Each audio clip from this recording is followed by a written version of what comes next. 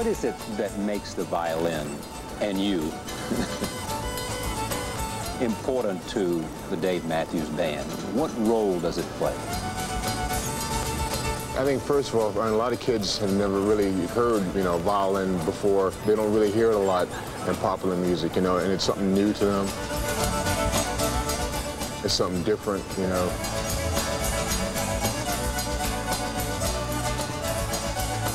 It's something that I think just jars them and just sort of makes them, really get into the music, something new and exciting,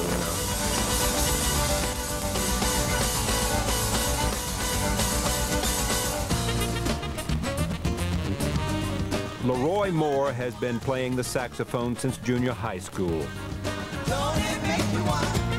His influences include jazz legends Charlie Parker, John Coltrane, and Ben Webster.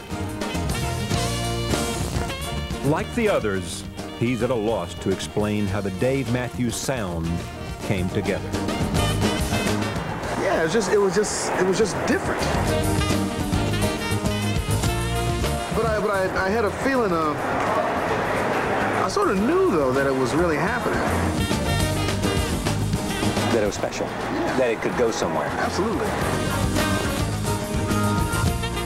But I had no idea what that really meant, but I knew that there was something there. I mean, it's like, wow. There was never even a moment's discussion about what kind of music we want to play, how we're going to fit all the instruments together. All we had to do was play together, and the sound started to develop very early on. I think there must have been, the first time that we got together and started to play, there must have been a magic in there that, even if we were all a little bit shocked about what was going on, about how horrible it was, I think we must have all said, wow, there is something in here, in how our personalities mix, in how our music mixes.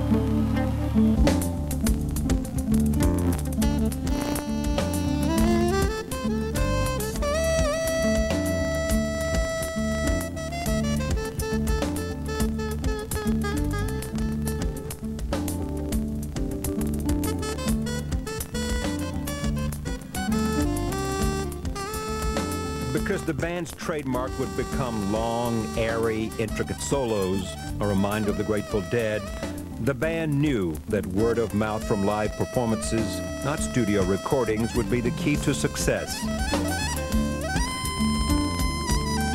They would play anywhere, anytime, even for free. And they would encourage fans to tape their shows, copy them, and send them to friends who would do the same for still other friends. They released their first album, Remember Two Things, on their own label.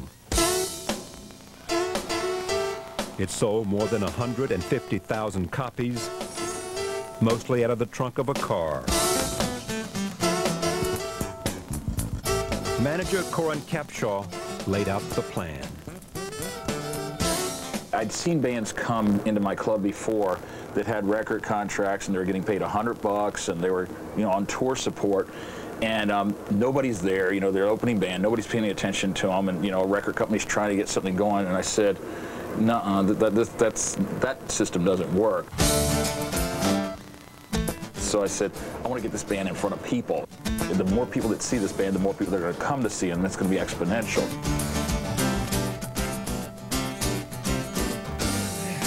When he saw us, it's like, wow, this band live is great.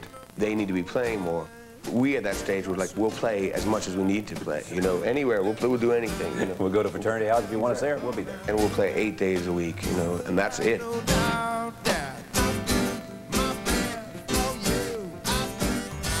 And all we wanted to do was convince as many people as we could that we were playing something that was important.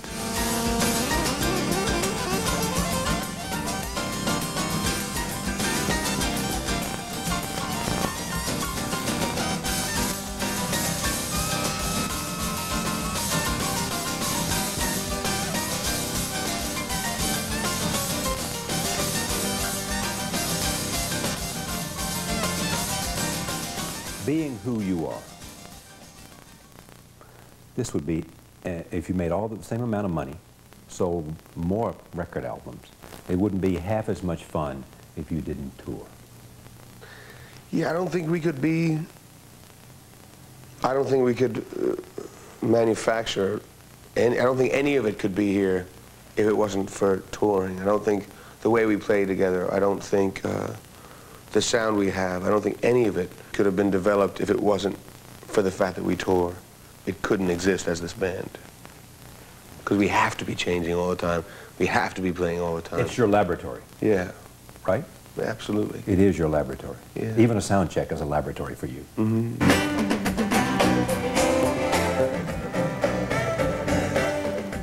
The birth of this band, even the first 3 years we were together, the band didn't even exist outside of touring. We hadn't had an album. We hadn't been approached by record companies. It was entirely about performing and being on the road, because that was really the only space that had accepted us. Test 1, 2, test. Today, there is no space too big to accept the Dave Matthews Band. And testing 1, 2, 3, 4. Including the 20,000-seat Shoreline Amphitheater in San Francisco. Each event is a mini Woodstock with tens of thousands of fans gathering in mid-afternoon for a nighttime show. On this tour, the band has been joined by longtime friend and pianist Butch Taylor. I mean, can you imagine any place you'd rather be than right here?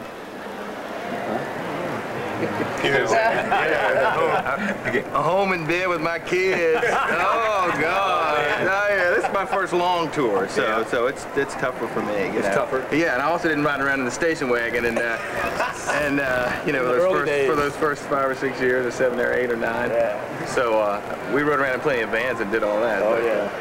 Can you tell an audience from the moment you walk out there? I mean, can you tell me if I would stop everything after 5 minutes and say, okay, what kind of audience is this? Could you tell me? Or you got to get into it for another hour before you... Yeah, most times you can tell when you walk out there and they give you the roar that just, the roar. You know, and sometimes Dave will run out on stage if he's feeling extra good that night, that particular night. He'll run out and do this thing that I love. He'll jump up, you know, do this super, you know, like a Michael Jordan try, you know, kind of lead, and it just picks the crowd up. You know, they just get pumped up right from the beginning, and that's when it just gets everybody flowing, you know, gets everybody ready to just try to kill them, you know. What will you guys do between now and when you walk out on stage at 8 o'clock? It's now 5:42. You got 2 hours, 15 minutes. You got to do what? Pace. Pace? Yeah, you're not worried. No, it's just energy. This is anticipation. No, it's just energy. I'm ready to go play now. And you feel it every night? This sense of, my God, I'm going to go out there and turn them on. Yeah. Yeah. If you don't feel it by the time the gig starts, you'll feel it by midway through the set. Yeah.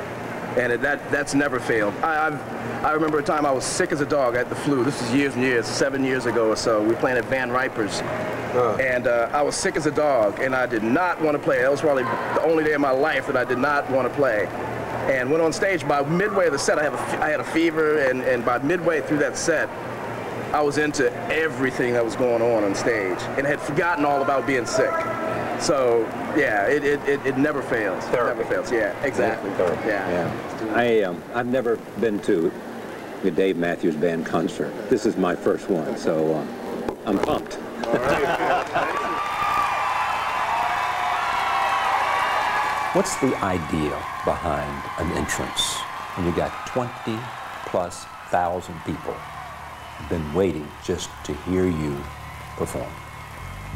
I think the same with our exits. We try and do them as well, just I think do it as quietly as possible, make our entrances humble as possible. Now, is that part of what is a principle of yours, or a sense of self? It's always nice to come back here. Or is it for some other